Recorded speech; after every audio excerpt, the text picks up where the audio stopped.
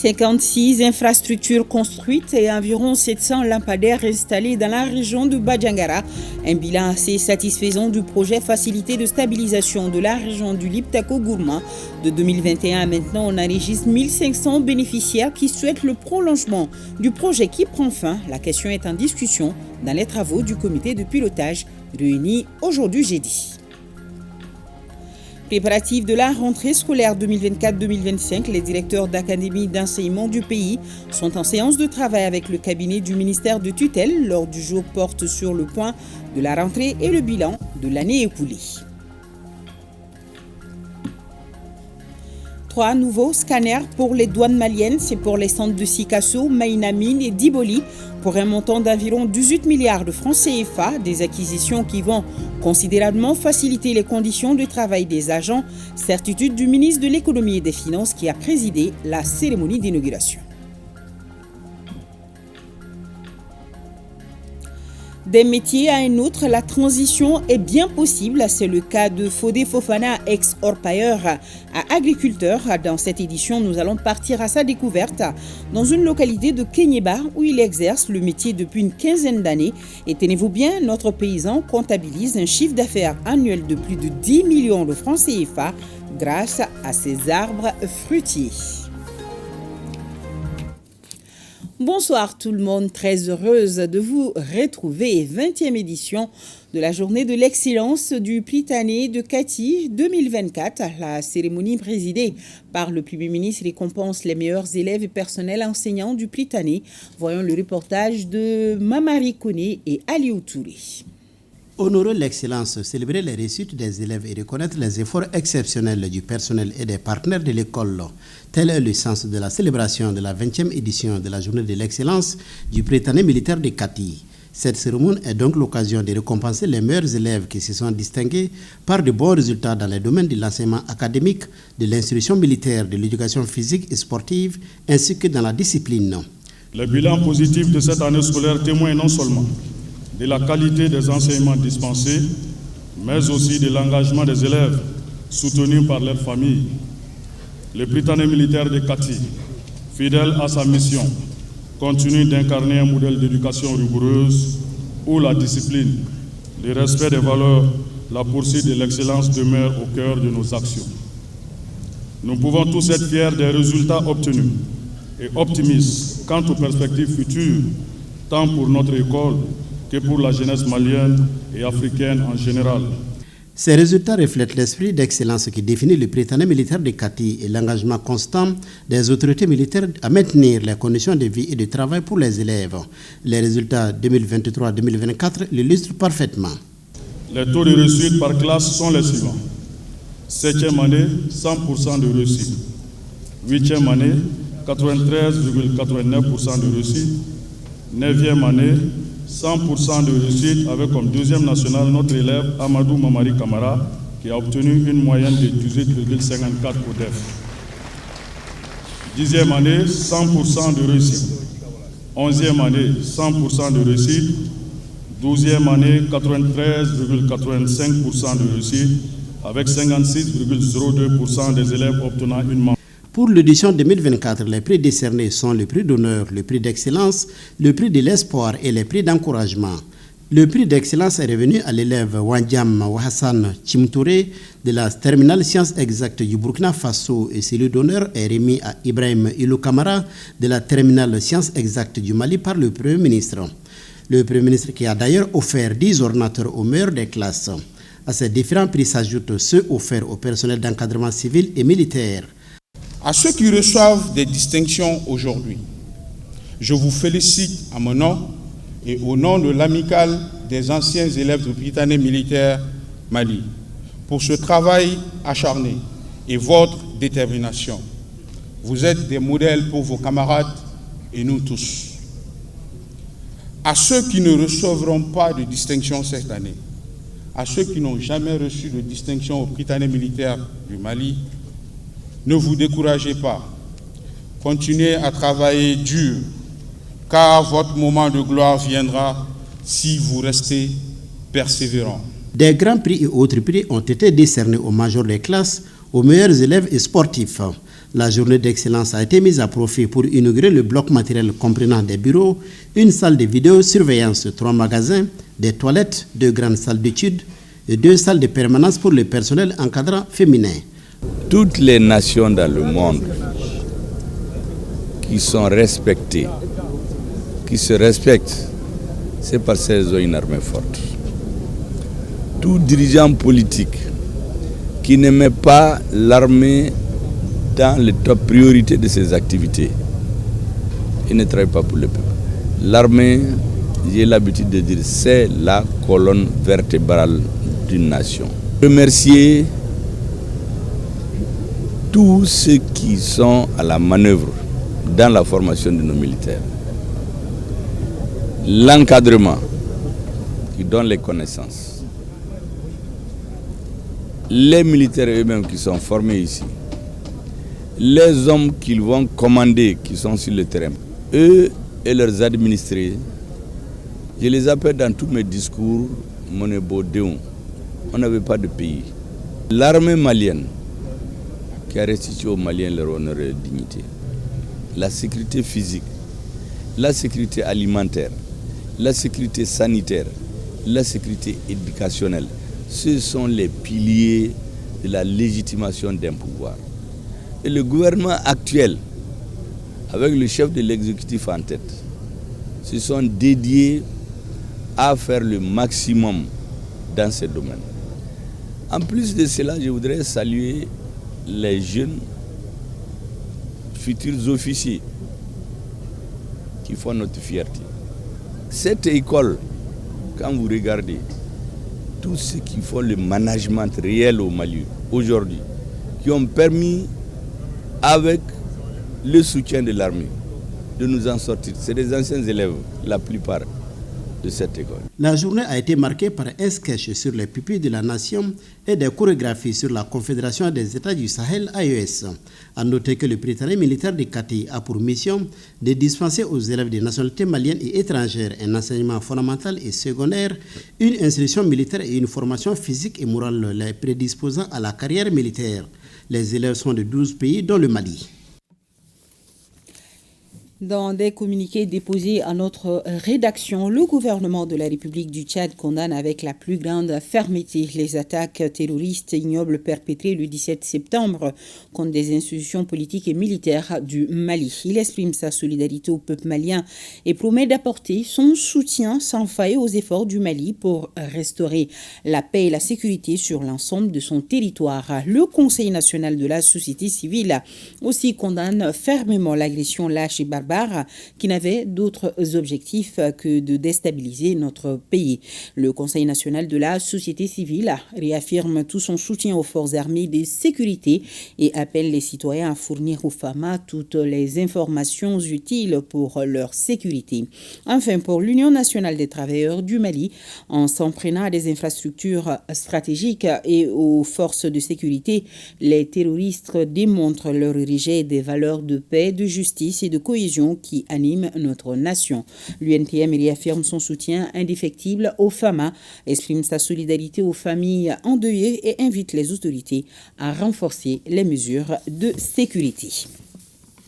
Le collectif intégrateur des Imoshag et alliés SIAD de Tombouctou, le réseau des femmes africaines ministres et parlementaires, l'association Fangad des Mettons, la plateforme des enseignants du Mali, Action pour l'Afrique, le réseau national pour l'éveil démocratique et patriotique, la coordination des légitimités traditionnelles de la région de Bougouni, le Haut Conseil des Maliens de France, le Conseil de concertation et d'appui aux ONG, le groupe Parlement panafricain Mali, l'ONG Solidarité sans frontières, l'association des retraités du ministère de l'administration territoriale, l'association malienne pour la culture et la solidarité, l'alliance Faso Djokan, la fédération malienne de close combat, l'association des anciens et sympathisants de la base, le Conseil national des ordres professionnels du Mali, la coordination des associations et groupements des commerçants détaillants,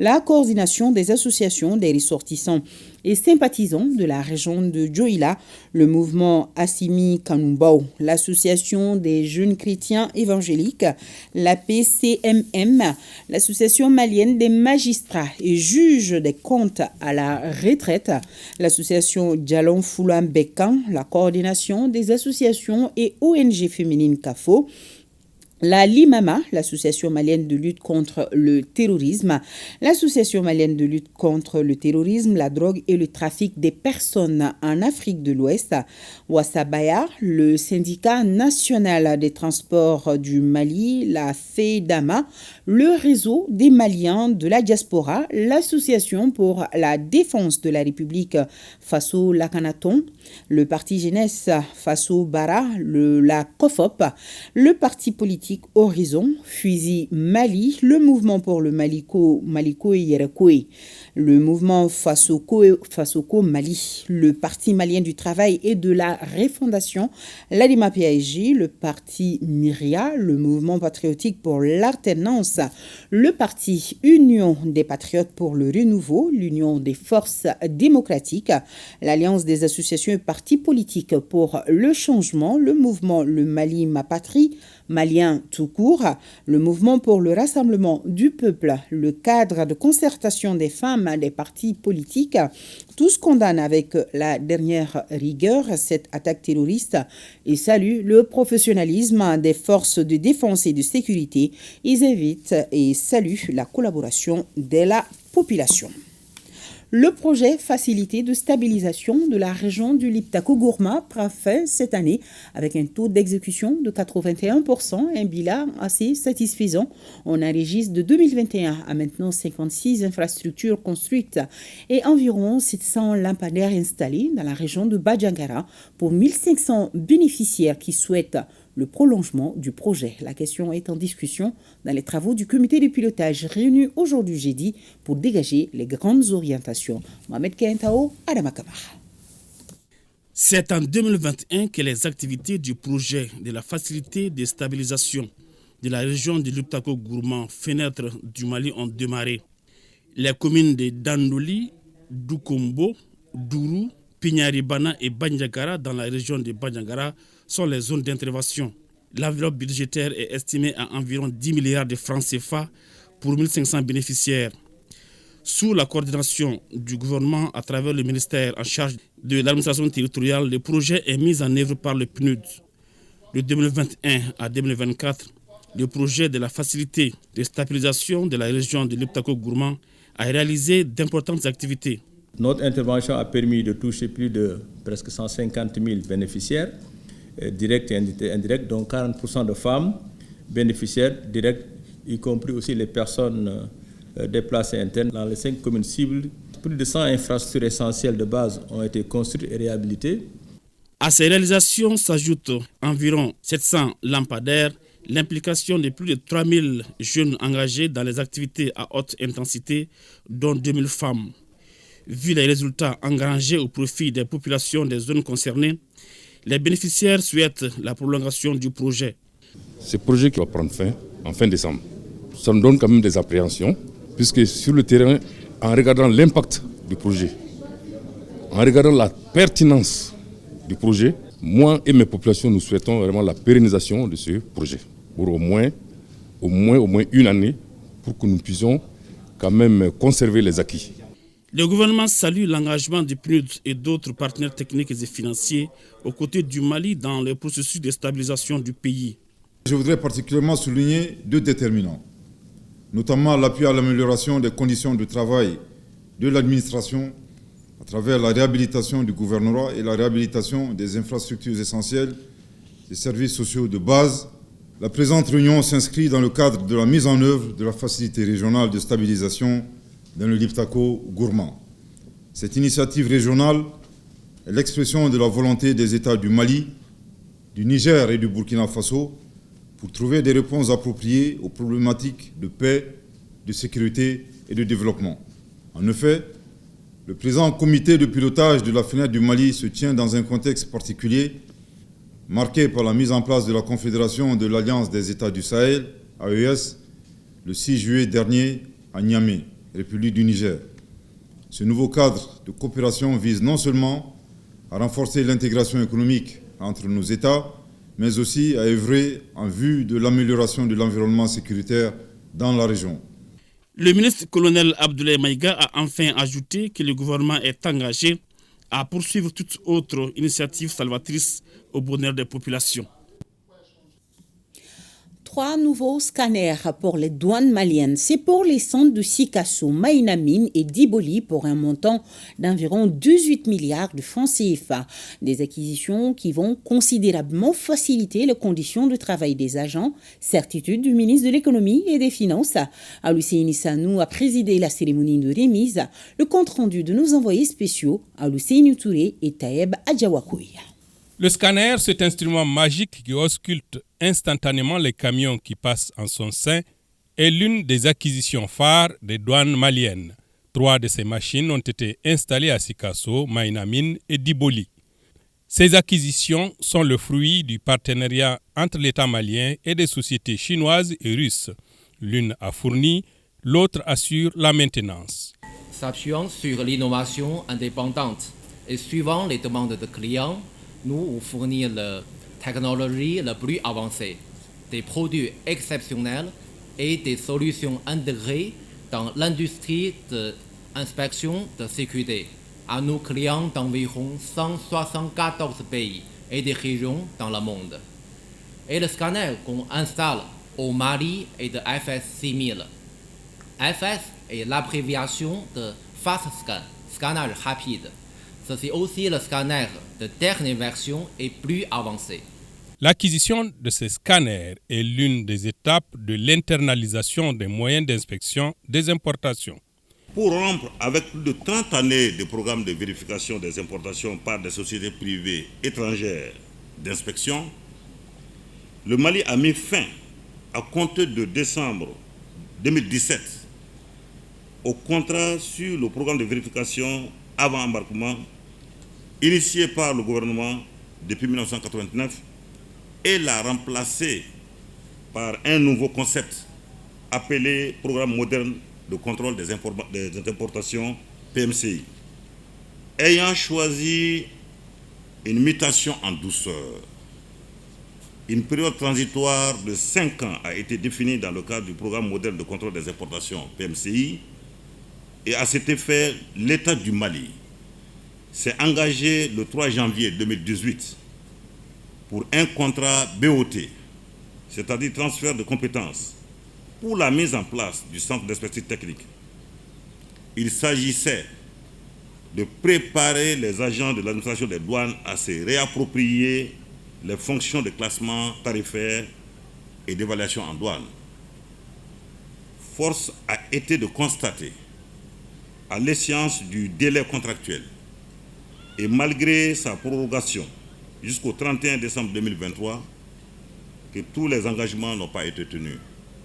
D'un coût de plus de 18 milliards de francs CFA, ces scanners suscitent beaucoup d'espoir auprès des pouvoirs publics déterminés à mobiliser les ressources internes. C'est également ici même à Sikasso que le président de la transition, chef de l'État, le colonel Assimi Goïta, a lancé donc, le processus de digitalisation de l'ensemble de l'administration du Mali comme un vecteur important, donc non seulement de développement des ressources, mais également de satisfaction de nos populations pour que les services puissent être rendus beaucoup plus rapidement, pour que les services puissent être rendus de façon efficace et pour que les ressources puissent rentrer correctement dans les caisses de l'État. Donc nous avons souhaité également venir faire cette inauguration du CET à Sikasso ici pour rappeler un peu cet appel que le président a lancé à Sikasso et dire que nous sommes dans la droite ligne de cette dynamique et que ce centre d'expertise va contribuer énormément donc, à la digitalisation donc, des activités au niveau de la douane. Je rappelle que les services de douane sont un service très important en matière de collecte des recettes et depuis 2020, nous constatons régulièrement une augmentation des recettes douanières chaque année de l'ordre de 10%. Revenons à Bamako avec le démarrage ce jeudi d'un atelier de validation des avant-projets de textes juridiques pour la mise en place du Fonds de stabilisation macroéconomique de l'UEMOA. Cette rencontre regroupe les experts venus des pays de l'organisation. Au cours de l'atelier, des mécanismes seront proposés par les participants pour minimiser les effets des crises qui affectent l'économie de l'espace UEMOA. Mamadou Fani. Les États membres de l'UEMOA subissent des crises qui affectent l'économie de la plupart d'entre eux. Il devient donc nécessaire de stabiliser ces économies pour booster la croissance. L'atelier de validation des avant-projets de textes juridiques pour la mise en place du Fonds de stabilisation macroéconomique de l'UEMOA est destiné à renforcer l'économie de ces pays membres pour faire face aux différents chocs.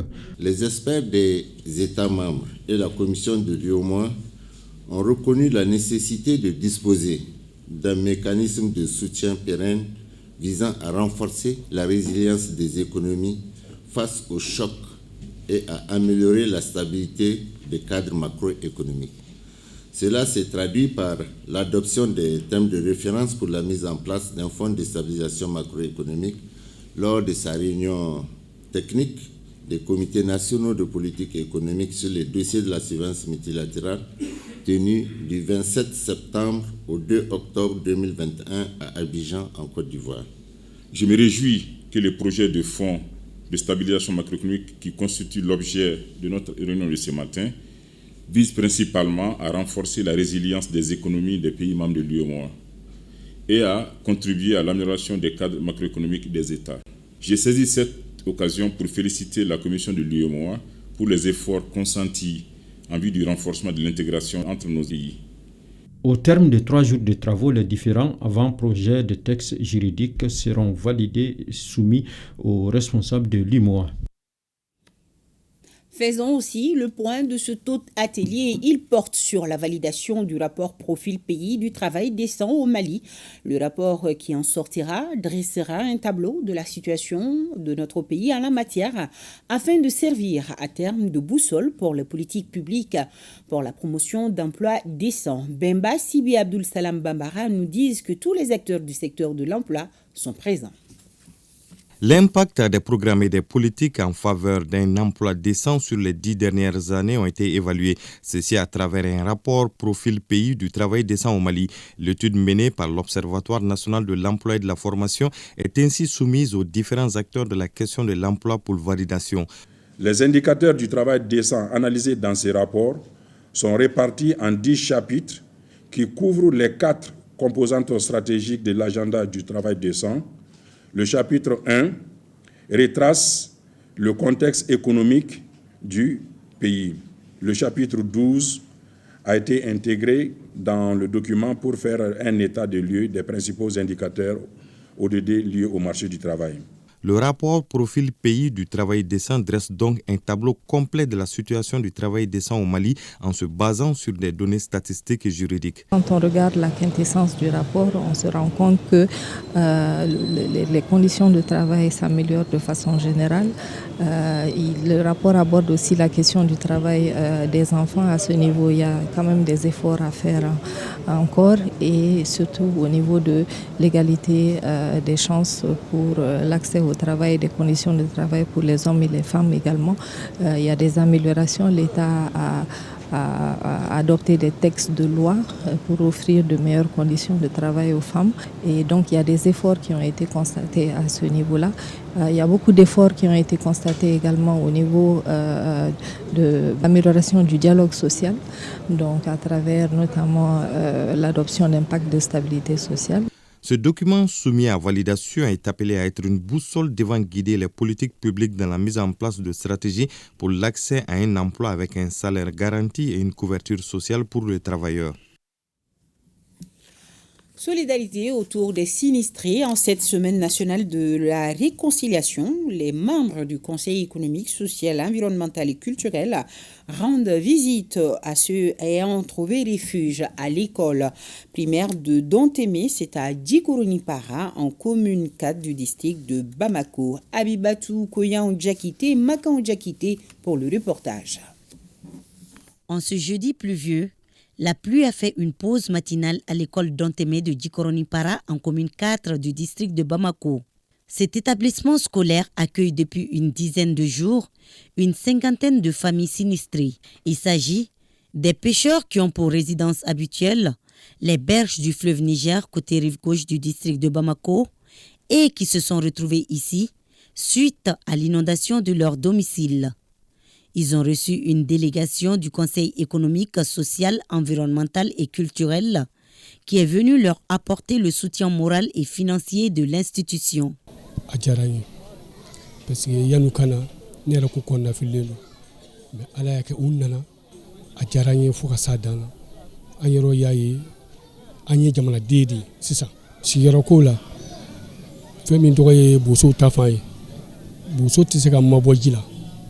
ni boso mabora jira o yaka jelatika tiele am se ka deme chugu mina nam se ka lafiya soro kan sigile to bajurin fe o de kadi anye. Solidarité à l'endroit des sinistrés. La Semaine nationale de la réconciliation le recommande. Déjà, les plus hautes autorités du pays étaient dans l'action. On a compris beaucoup de choses et nous pensons que dans notre mission régalienne, qui est de conseiller et de faire des propositions, nous le ferons aux plus hautes autorités de la République, afin qu'ils puissent prendre des décisions idoines. Il y a aujourd'hui une question cruciale, c'est que bientôt l'ouverture des classes. Ces Bozo, ces Somono, dans 2 semaines, où est-ce qu'ils vont partir? C'est des questions très importantes que nous avons notées. Et la difficulté des familles qui résident au niveau de cette école, aussi on a noté. La délégation n'est pas venue les mains vides. Elle a remis une enveloppe significative aux responsables de la commune 4. Cela devrait répondre un tant soit peu aux besoins de ces sinistrés qui sont un peu plus de 400. Solidarité, toujours une de nos valeurs cardinales. Le ministre en charge de la réconciliation a remis ce jeudi un chèque de 25 millions au ministre de la Sécurité et de la Protection civile. La donation entre dans le cadre des actions de la Semaine nationale de la réconciliation. Le geste permet de soutenir les actions du Sekojek, structure en charge de la gestion des cas d'inondation. Awama Kamara. La portée d'un geste se mesure par celui qui l'est fait et à qui il est destiné. Ainsi, les autorités traduisent en actions concrètes le thème de cette édition de la Semaine nationale de la réconciliation, solidarité et unité nationale autour des victimes des inondations dans l'espace AES.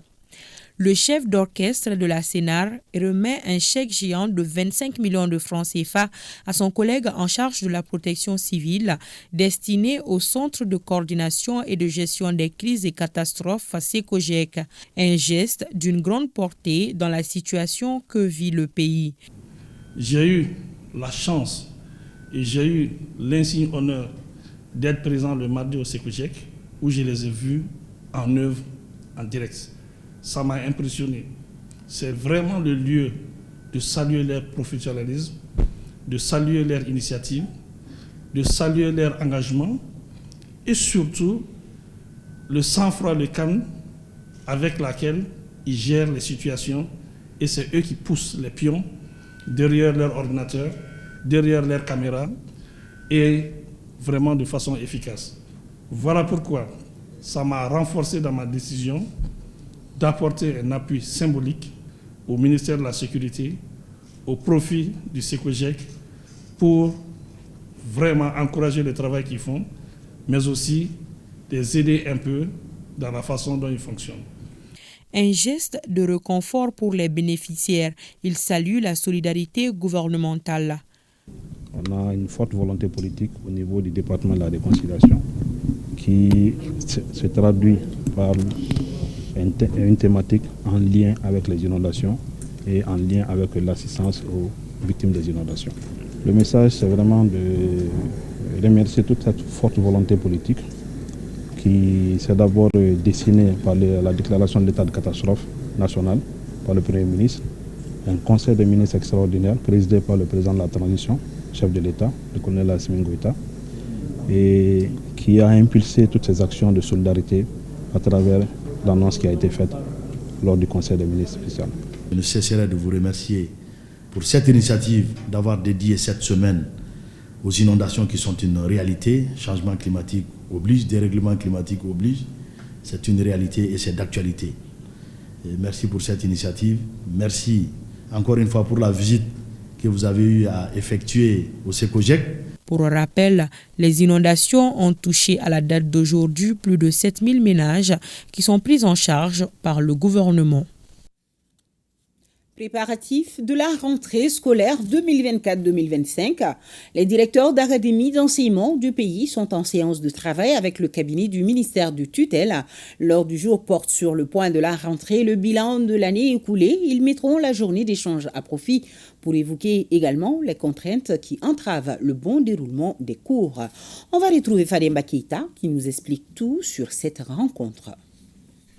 La rentrée scolaire 2024-2025 pointe à l'horizon. La rencontre invite les directeurs d'académie d'enseignement du pays à faire le point des préparatifs, à souligner les difficultés qui minent la bonne exécution des programmes académiques. On ne peut pas faire une rentrée scolaire sans jeter un coup d'œil dans le rétroviseur, c'est-à-dire regarder ce qui a été fait, ce qui est à améliorer et évidemment ce qui va être fait pour 2024-2025. Les préparatifs vont bon train. Dans presque toutes les académies, confirment les directeurs présents. Le premier problème, c'est la dotation du lycée public de Kaindi en personnel enseignant, administratif et de soutien. Et au niveau des CAI, on est confronté à un problème crucial de professeurs. On est parti sur la base du volontariat et l'effet inversé a produit. Le deuxième problème, c'est la réhabilitation urgente des locaux du Cap d'Ambidedi.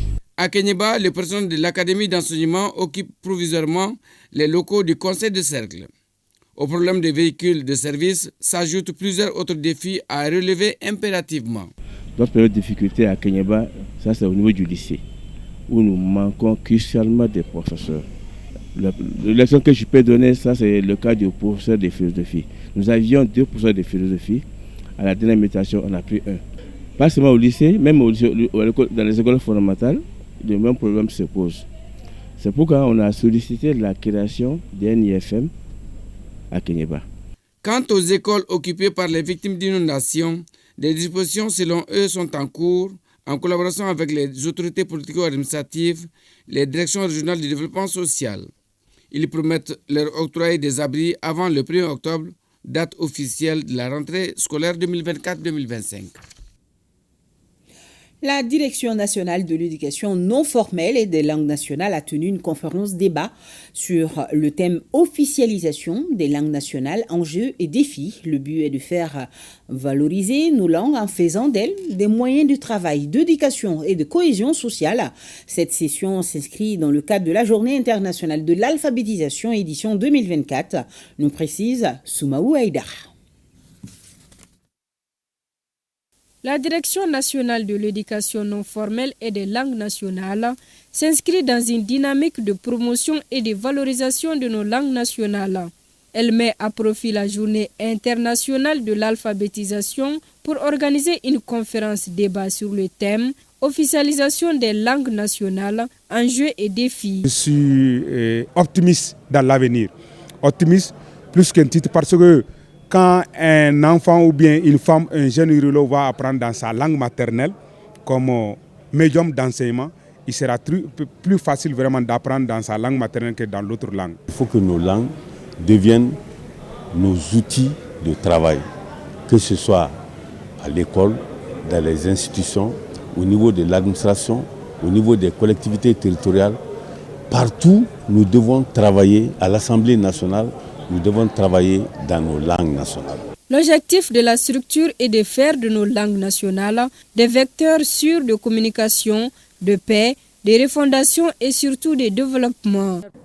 Convaincu que l'alphabétisation et les langues nationales constituent plus que jamais le socle de notre identité culturelle et de notre cohésion sociale, elles sont les outils indépendants indispensables pour réussir la refondation de notre cher pays, le Mali, pour la consolidation de notre démocratie et de notre politique de décentralisation. Le thème choisi au niveau national et international pour la journée est promouvoir l'éducation multilingue, l'alphabétisation pour la compréhension mutuelle et la paix. Cérémonie de lancement de la prochaine campagne du Hajj 2025. Ce lancement dans un temps raisonnable dénote la volonté du département en charge des affaires religieuses de tout mettre en œuvre pour répondre aux conditions établies par le pays d'accueil, l'Arabie Saoudite. Pour le Hajj 2025, le Mali garde son quota de pèlerins comme l'année dernière, tout comme le coût du pèlerinage passé. Une nouveauté cette année, la mise en place d'une plateforme pour mieux gérer la répartition des quotas entre les agences. D'autres détails, c'est avec Ali Djoumatina. Le ministère des Affaires religieuses, du culte et des coutumes, à travers la maison du Hajj, emboîte le pas à l'Arabie Saoudite qui avait lancé depuis le 17 juin dernier les opérations du Hajj 2025. À travers ainsi ces lancements officiels pour la campagne 2025 du pèlerinage, il s'agit de sensibiliser et d'inviter les acteurs du secteur à se mettre dès à présent au travail.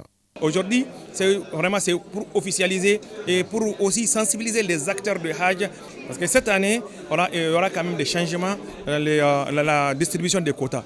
Tout comme l'année dernière, le quota attribué à notre pays est de 13 323 pèlerins et le coût aussi n'a pas changé, à savoir 4 166 425 francs CFA pour la filière gouvernementale et 4 675 000 francs CFA pour la filière privée.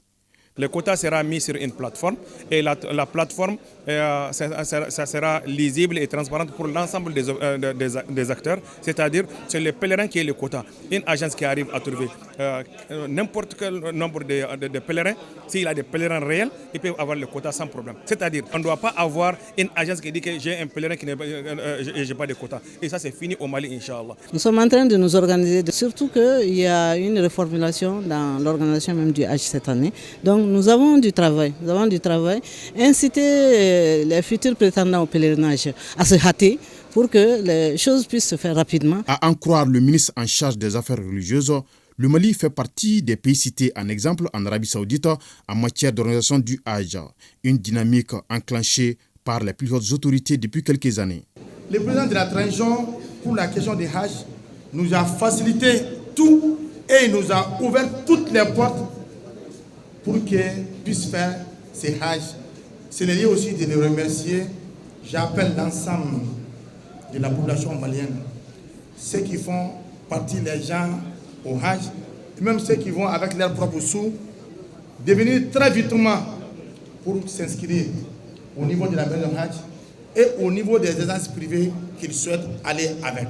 Avec ces lancements officiels, les différentes opérations sont désormais fonctionnelles pour le pèlerinage 2025, c'est-à-dire les formalités administratives, la formation des pèlerins, bref, tout ce que l'Arabie Saoudite a exigé comme condition pour les rites du 5e pilier de l'islam.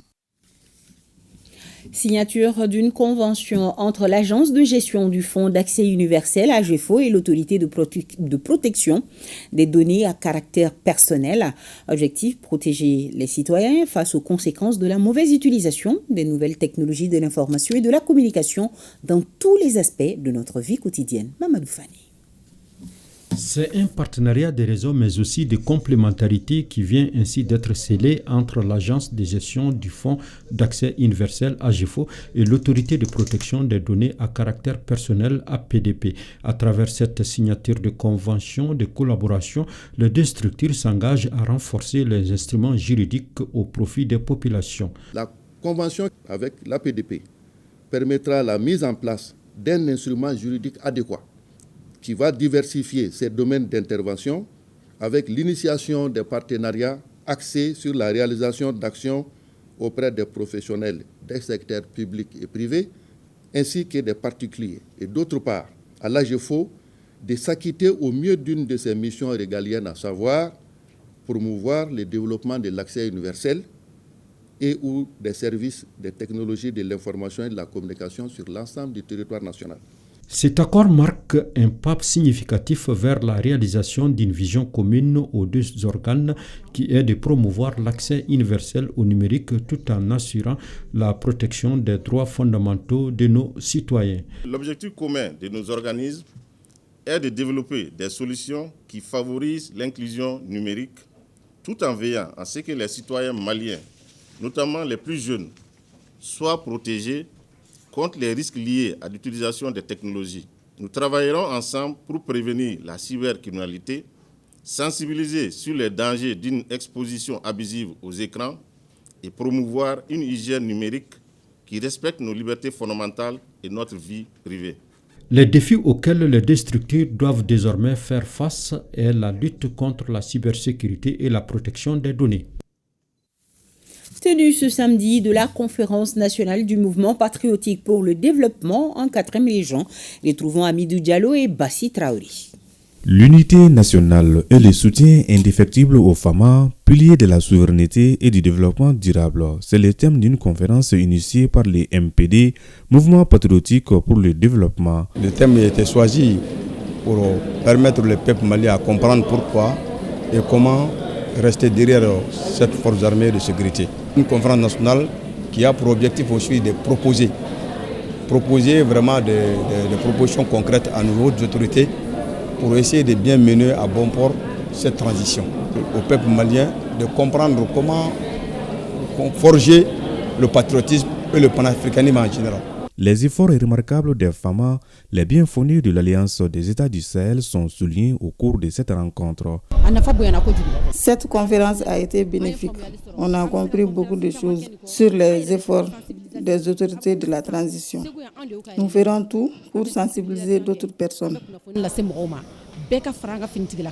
Cette conférence est importante au regard du thème choisi. Cela m'amène vraiment à remercier le mouvement patriotique pour cette initiative heureuse qui ne fait que, en tout cas, consolider les acquis des plus hautes autorités de la transition. Cette conférence, couplée à la commémoration de l'an 3 du MPD, a enregistré la présence de plusieurs mouvements de soutien à la transition. Le ministre de l'Agriculture poursuit sa visite de terrain dans les champs de culture. Ce jeudi, il a visité 2 parcelles agricoles dans la filiale centre de Fana. L'état végétatif des cultures est rassurant. Il a aussi échangé avec les cadres de la filiale sur les performances et les perspectives de la filiale centre de Fana. Ba Traoré, Drissa Traoré pour l'ERTM. On me signale que ce reportage n'est pas prêt, donc on va continuer à parler. On va aller plutôt à la découverte de Fodé Fofana, qui a troqué sa casquette d'orpailleur à celle d'agriculteur chevronné, exerçant le métier depuis une quinzaine d'années dans une localité de Kenyeba. Fodé Fofana plante des arbres fruitiers tels que les bananiers, les orangers, les citronniers. Avec un chiffre d'affaires annuel de plus de 10 millions de francs CFA, notre paysan s'est imposé dans le secteur agricole dans la zone et est aujourd'hui cité comme un modèle de réussite. Pour en savoir davantage, nos envoyés spéciaux Bokari Koulibaly et Siriki Koulibaly ont fait un tour dans le champ de l'homme. On va les suivre. Situé à une quarantaine de kilomètres de Kenyeba dans la région de Kaï, Mankouké est par excellence une zone d'exploitation minière. Contre toute attente, Fodé Fofana, un fils du terroir, décide d'aller à contre-courant en se lançant dans la production agricole et la plantation d'arbres. Na baray san wode damandala antime damandala na baray jiridon e be jiridon de la mais nya alaje ko o dabla ka iko nya sin cinema parce que ne san an san so jogo ambe sigi kadum ate mako nya nyen quoi.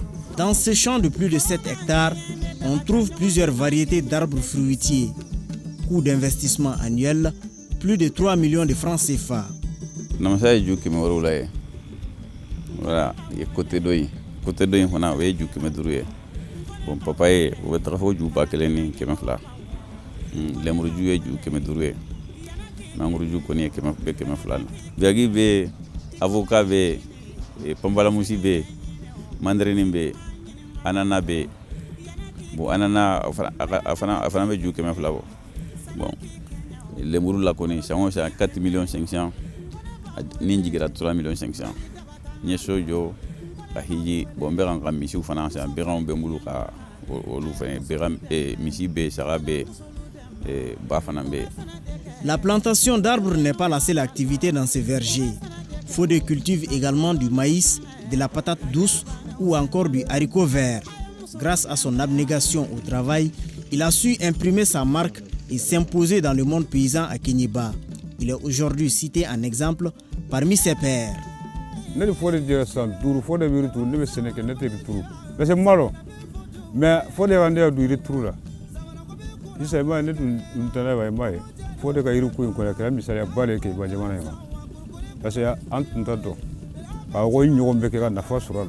Mpola yɔrɔ min na I nana ye min bɛ yan o ni an ta kelen tɛ o kɛcogoya tɛ kelen ye quoi. Bon n ye n tɛ patron kɛrɛfɛ ka baara continuer a fɛ ka taa. Bon caman bɛ yen n t'olu lɔ a y'olu yira n na o don nataw la ni n sera n baara n bɛ se ka continuer ni o dɔw ye. Du haut de ses 52 ans, Fodé Fofana est marié et père de plusieurs enfants. Il est de nos jours un repère pour sa progéniture et une véritable fierté pour sa famille qui ne tarit pas d'éloges à son égard. Bon, vraiment, ne b'a fo ka barikada halisa. Ay sira ɲuman yira na an nana sɔrɔ jurabara na mais a ma fɔ k'an ka don jurabara la. A ye zare ne yira na k'an ka baara kɛ nakɔ la. A ye nakɔ yira na vraiment an kɔni an bɛ min fɔ an dɔgɔninw ye an k'an cɛsiri halisa an ka baara kɛ nakɔ in kɔnɔna la. An b'an balo sɔrɔ yen. Cɛkɔrɔba ɲuman de a b'a la mɔgɔw ladon a b'a den ladon hakili b'a muso ko hakili b'a den ko bɛɛ ka nin bɛ n bolo yan fɛn caman bɛ yan nafa b'ale b'a la. Kéniéba en tant que cercle est connu pour leur paillage, mais aller à contre-courant de ça pour démontrer que on peut réussir dans l'agriculture, c'est à travers lui. Et que ça soit un parent, c'est une des fiertés de toute la famille. Producteur agricole avéré depuis une quinzaine d'années, Fodé a connu des jours sombres avant ce succès fulgurant. Toutefois, il entend également développer ses activités aquacoles et agricoles pendant la saison sèche grâce au bras du fleuve qui traverse les villages. Seul bémol, la dégradation de la qualité de l'eau causée par les produits chimiques utilisés par les orpailleurs. Parce que a fɔlɔfɔlɔ ye mɛ hali jɛgɛ mara min filɛ nin ye jɛgɛ mara commencé bon do mais un certain danbele o nara ka 1,5 million bon kun k'a bɛ taga minɛnw ta kana jɛgɛ mara yɔrɔ labɛn hali sini an m'o ye o kɛra bon mɛ ye nin dɔ in dilan fana a dilanna tɛbɛnw kɛra kɔnɔ manɔgɔ kɛra fan dɔ mɛ an tun bɛ ka ji ta ba la ka ji kɛ jɛgɛ ninnu kan mɛ ji nɔgɔra a sababu bɔra Mamuduya fanfɛla la ji nɔgɔ sababu bɔra nɔgɔ bɔra ye fanfɛ kana Karazer bolo o an bɛ to ka ji ta ka kɛ jɛgɛ kan jɛgɛ a bɛɛ sara. Avec une recette annuelle de plus de 10 millions de francs CFA, Fodé ambitionne de faire de Mankounké une zone d'agriculture par excellence afin de promouvoir l'agropastoralisme, lutter contre l'exode rural et réduire le niveau d'exploitation anarchique des ressources minières. Cela en vue de contribuer à l'autosuffisance alimentaire dans notre pays. Encore une fois, la terre ne ment pas. Merci Boukari Koulibaly pour ce reportage. Nous avons su communiquer. Le ministre des Transports et des Infrastructures a constaté que des véhicules stationnés le long des axes routiers constituent une entrave à la circulation routière et un risque pour la sécurité publique et à la sécurité nationale. En conséquence, le ministre invite les propriétaires des véhicules stationnés le long des voies routières à procéder à leur retrait dans les 48 heures qui suivent la diffusion du présent communiqué. Passé ce délai, les intéressés s'exposeront à l'application des sanctions prévues par la réglementation en vigueur. Le ministre sait pouvoir compter sur le sens civique et l'esprit de compréhension de tous les citoyens. À marge de la Semaine nationale de la réconciliation qui s'achève ce samedi, nous continuons notre série de reportages découvertes des structures et relevant du ministère en charge de la réconciliation et de la paix au Mali. Dernier né d'ailleurs de ces structures, je vous amène ce soir au Centre pour la promotion de la paix et de l'unité au Mali. En phase d'installation, il se projette de promouvoir la paix et consolider l'unité nationale à travers des actions concrètes sur le terrain. Seydou Traoré et Adama Traoré sont allés échanger avec le directeur général du CPU. Suivant le reportage. Au ministère de la Réconciliation, de la Paix et de la Cohésion nationale, le Centre pour la promotion de la paix et de l'unité au Mali, CEPU Mali, est la structure spécialisée dans la préservation du vivre ensemble et de la culture de la paix, Créé il y a quelques mois, le CEPU Mali est né de la volonté des autorités pour redonner un souffle nouveau au vivre ensemble et à l'unité nationale fortement ébranlée par les crises multiformes que le Mali a connues. La structure, comme son nom l'indique, c'est pour la promotion de la paix et de l'unité nationale. L'idée derrière, c'est de faire en sorte que, de manière transversale, en collaborant avec toutes les structures possibles, tous les segments de la population malienne, privée comme publique, à l'intérieur du pays comme au niveau de la diaspora, on puisse trouver un moyen, on mette en place une stratégie autour des valeurs partagées.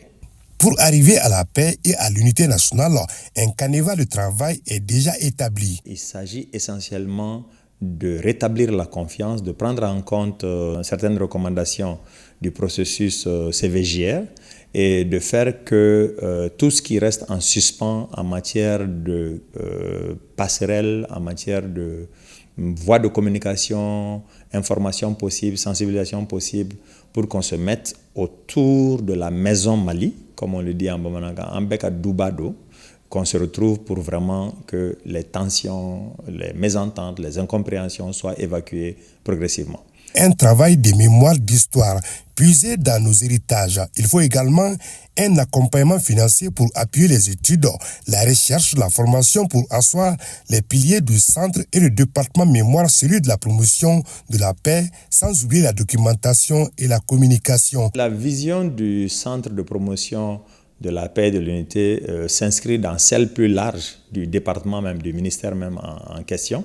Mais de manière spécifique, nous, on va travailler les questions de mémoire, les questions de passerelle, de discussion, d'études, de recherche, tout ce qui peut ramener et faire que les Maliens se retrouvent. Certes, le contexte est difficile, mais la mission n'est pas impossible, car la société malienne regorge depuis la nuit des temps de mécanismes endogènes qui favorisent le vivre ensemble. Notre nation est très vieille. Le Mali, c'est au moins au bas mot 5000 ans d'histoire. Donc nous avons eu à gérer, depuis le temps des royaumes, depuis le temps des empires, des crises, des guerres. Donc nous savons gérer les conflits, nous savons comment les résoudre pour installer la paix de manière durable. En phase d'opérationnalisation, le CEPU Mali entend travailler en partenariat et en étroite collaboration avec les organismes publics et privés ainsi que les organismes non gouvernementaux, in fine pour un Mali en paix et réconcilié. Allez, on va parler de sport. La finale de la Supercoupe Colonel Assimi Goïta oppose ce vendredi l'équipe du CNT à celle de Koulikoro, issue de la même poule B. Les deux formations s'étaient déjà rencontrées dans un match soldé par une victoire de Koulikoro. C'est cela donc une rencontre revanche ou de confirmation. Les enjeux de la finale de la Supercoupe Colonel Assimi Goïta, c'est avec Abdul Karim Kaba.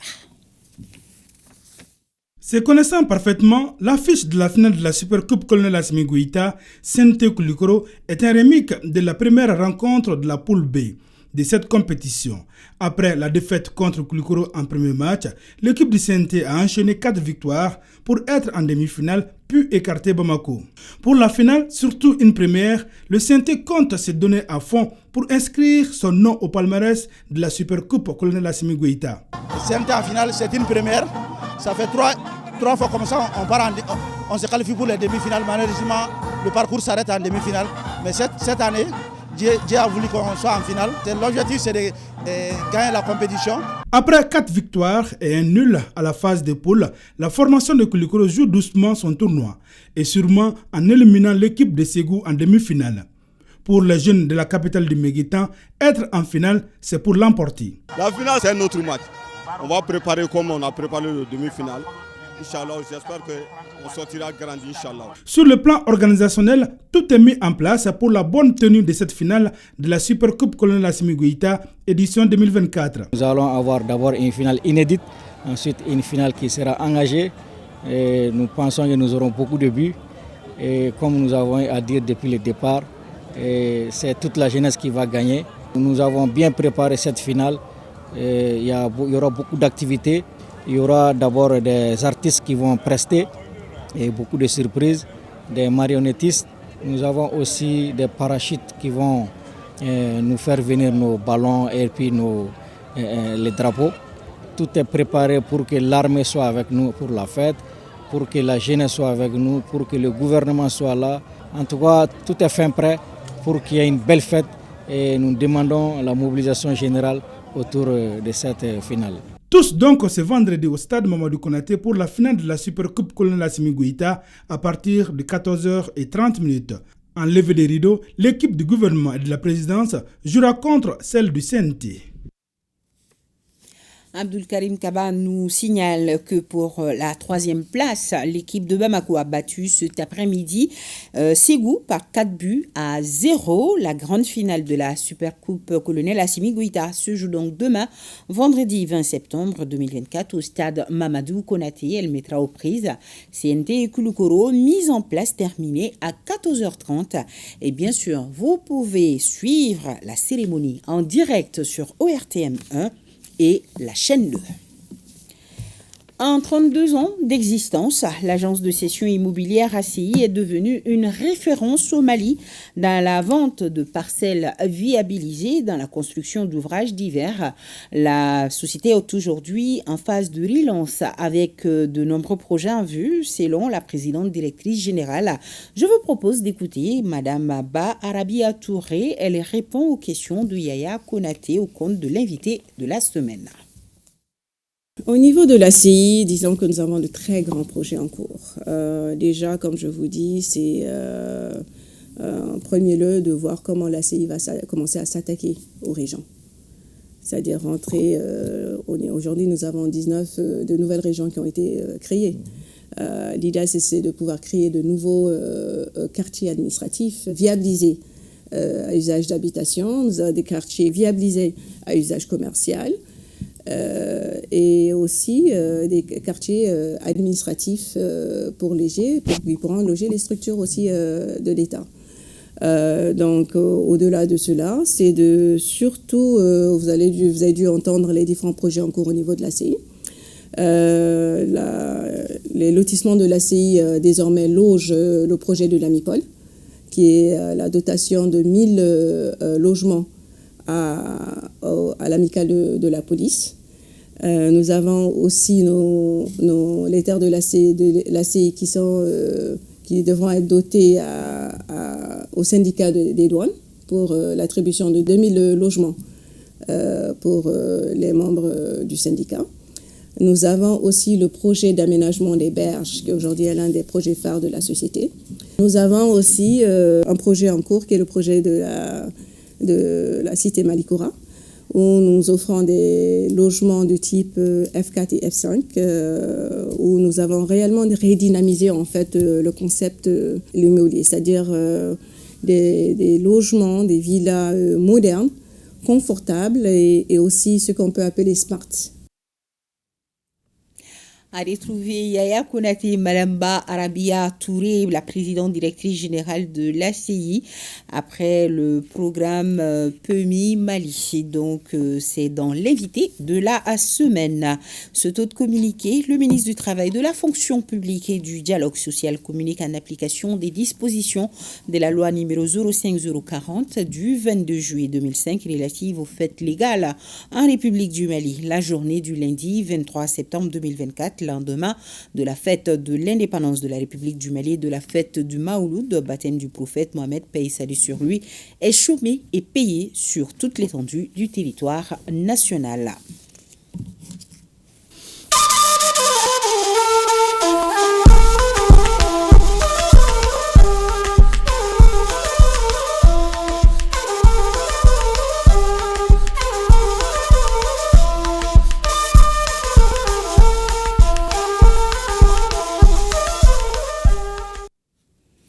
Le président du Faso, le capitaine Ibrahim Traoré, a reçu en audience le champion du monde de log-lift, Cheikh Ahmed Alassane Sanou, alias Iron Bibi, venu lui présenter le laurier de son 6e titre mondial. L'homme le plus fort du monde a dédié son 6e titre aux combattants engagés pour la reconquête du territoire national. Un rappel le samedi 7 septembre 2024 à Birmingham, en Angleterre. Iron Bibi a soulevé une charge de 231 kg, battant ainsi son propre record du monde de log lift. Le point de l'audience avec Ibrahim Diallo. Iron Bibi chez le président du Faso est devenu une tradition. L'homme le plus fort du monde, après avoir fait briller l'étoile du Burkina dans le ciel de Birmingham, à l'occasion du championnat du monde de Log Lift Challenge 2024, a reçu les félicitations et les encouragements de la nation chez le chef de l'État, le capitaine Ibrahim Traoré. En plus du trophée, Iron Bibi est revenu avec le certificat du livre des records du monde de Log Lift. Il nous a encouragés encore, il nous a motivés et il est avec nous. Je suis très content et c'est toujours un honneur pour moi de représenter le Burkina Faso et de vaincre les autres nationalités. Et merci vraiment à tout le gouvernement qui m'a soutenu, surtout le ministre des Sports aussi. On est resté en contact permanent durant la compétition. Je ne me suis pas senti seul. Et l'accueil, comme vous avez vu hier, c'était vraiment formidable. Et je suis tellement heureux et que Dieu bénisse tout le Burkina Faso et que la paix revienne aussi. Le VDP burkinabé du Log Lift a dédié son 6e titre aux populations et aux combattants engagés pour la reconquête du territoire national. Nous sommes présentement en période de résilience et il faut savoir que le Burkinabé est vraiment un combattant. Le Burkinabé n'abandonne jamais. Et vraiment, sachez que nous sommes avec vous, tous ceux qui sont au front. Et le combat, nous le menons tous. Et notre énergie est avec vous. Et Inch'Allah, tout va bien se passer. L'aventure ne s'arrête pas de sitôt. Iron Bibi a encore faim de victoire. Mieux, il cible un autre record du monde. Je ne suis pas encore vieux, je suis encore jeune, j'ai encore de l'énergie pour travailler. Et mon objectif, c'est de cibler vraiment un autre record du monde. Si j'arrive à atteindre 240 kilos, ça sera un objectif non seulement personnel, mais pour toute l'humanité. Le samedi 7 septembre dernier à Birmingham, en Angleterre, Iron Bibi a soulevé une charge de 231 kg, battant ainsi son propre record du monde de log lift. Voilà. Félicitations donc à Iron Bibi qui fait partie de l'espace AIS, s'il vous plaît. Lancement de la plateforme e-guichet et service call center par la nationale de l'électrification à Ouagadougou. Désormais, plus de soucis pour faire ces demandes de branchement, l'envoi des index de consommation, consultation des factures impayées ainsi que les réclamations. Les précisions avec Bernan Kombelem et Romial Patrice Toé. E-guichet et call center centralisé sont les deux nouvelles plateformes de la nationale de l'électricité. Ces produits viennent renforcer les compétences de la Sonabel au profit de sa clientèle. Ces plateformes vont ainsi faciliter les demandes de branchement sans ou avec abonnement, l'envoi des index de consommation, la consultation des factures impayées, la déclaration des pannes entre autres. L'autre innovation que nous dévoilons aujourd'hui est l'agence en ligne e-guichet. Cette plateforme virtuelle marque un tournant décisif dans l'accessibilité de nos services. Pour le ministre en charge de la transition digitale, cette initiative est salutaire. Elle précise que son ministère reste disponible aux côtés de la Sonabel pour d'éventuels accompagnements pour le bonheur des populations. Le numérique aujourd'hui, plus que jamais, est une priorité gouvernementale avec pour objectif de permettre à toutes nos populations, où qu'elles soient, de pouvoir tirer profit des avantages et de l'immense potentiel de cet instrument. Ces plateformes permettront à la Sonabel de simplifier, de dématérialiser les démarches de ses usagers, offrant ainsi un accès rapide, sécurisé et sans contrainte de temps aux services essentiels. Qu'à terme, beaucoup de services seront accessibles, dématérialisés et vont contribuer de façon substantielle à améliorer l'ensemble des prestations fournies par la Sonabel. Pour effectuer une demande sur la plateforme e-guichet, le client doit d'abord créer un compte et se faire identifier. Et une fois ces informations validées, le client pourra accéder à la plateforme et aux différents services disponibles en toute sécurité, précisent les responsables de la Sonabel. Les pays de l'AES unis contre l'envahisseur, surtout ceux qui veulent mettre à dos les communautés, en l'occurrence les Peuls aux autres communautés de l'Alliance. Ousmane El Ibrahim nous en parle. La France, appuyée par les Américains, ne recule devant rien pour déstabiliser les pays de l'Alliance des États du Sahel. ainsi en violation de tous les textes et traités internationaux qui reconnaissent la souveraineté et le droit de ces pays de disposer d'eux-mêmes. Les Occidentaux se sont mis à ourdir complot sur complot pour atteindre leur objectif. Le regain d'attaques terroristes que connaissent ces derniers temps le Mali, le Burkina Faso et le Niger témoignent de leur détermination à semer le chaos dans l'espace AES. La stratégie utilisée par la France jusqu'ici, c'est de chercher à opposer le Peul aux autres composantes ethniques de la sous-région. Elle a jeté son dévolu sur les Peuls qu'elle a instrumentalisés et armés pour combattre et tuer leurs frères avec qui ils continuent de partager le même espace depuis la nuit des temps. Cette stratégie est dévoilée au grand jour le 20 novembre 2023 par l'ambassadeur de France au Tchad, Éric Gérard, pour ne pas le nommer, qui laissa entendre au cours d'une rencontre restreinte organisée au Tchad que les Peuls étaient stigmatisés dans plusieurs pays du Sahel et qu'ils subissaient des exactions de la part des forces de l'ordre au nom de la lutte contre le terrorisme. Heureusement, à cette rencontre, il y avait des diplomates sincères qui avaient désapprouvé ces propos mensongers de l'ambassadeur Éric Gérard. Des grotesques mensonges, évidemment, car les Peuls ont bel et bien occupé des postes de président en Afrique, à l'image de Tanja Mamadou au Niger, de Buhari au Nigeria et de Ahijo au Cameroun, avaient rétorqué certains diplomates à l'ambassadeur français. C'est juste une manipulation de l'État français visant à faire croire à la communauté internationale que les Peuls doivent être armés pour se défendre. Non content d'avoir créé la rébellion Touareg au Niger et au Mali, la France veut créer une nouvelle rébellion Peul en Afrique de l'Ouest et centrale. Nonobstant ce sanglant désaveu qu'elle a subi au cours de cette réunion, la France a continué sa sale besogne. Le 26 décembre 2023, 3 agents secrets français ont atterri à l'aéroport de Cotonou où ils ont participé à une réunion sur le Niger. Dans cette entreprise de déstabilisation de notre pays, la complicité de certains de nos compatriotes appartenant au régime déchu est clairement établie. Mais c'est une entreprise qui va certainement échouer au regard de la ferme détermination de nos vaillantes forces de défense et de sécurité à lutter contre toute velléité de déstabilisation de notre espace commun.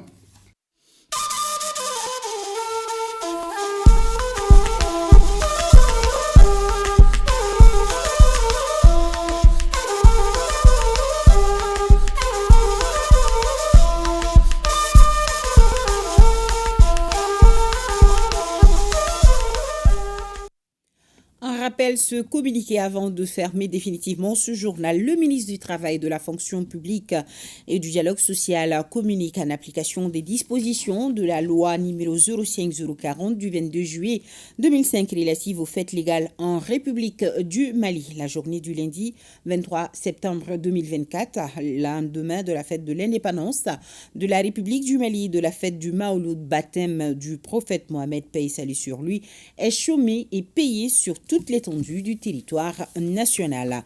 C'est ainsi donc que se termine ce journal, mais restez avec nous pour suivre ce qu'on vous offre dans nos programmes. Et un grand merci à nos téléspectateurs de Banamba et de Touba. Je vous dis bonsoir et à demain.